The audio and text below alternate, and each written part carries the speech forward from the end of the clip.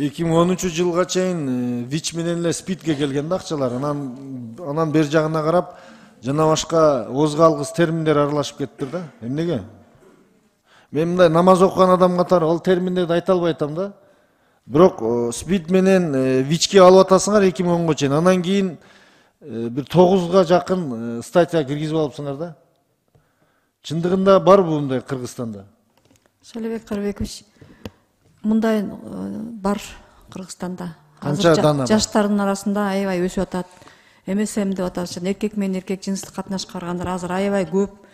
МСМдер азыр 16900. Биз 2 жылда бир жолу дозордук эпидемиологиялык көзөмөлдөп. Ушул жалганчылык да. 16900 деген мына улуттун абийирине сокку ура турган кайрылуу да мына. Ушул жалганчылык, ушунча цифра менен силер акчаларды алып туруп отмывание кылып атасыңар деген карапайым элдин түшүнүгү бар.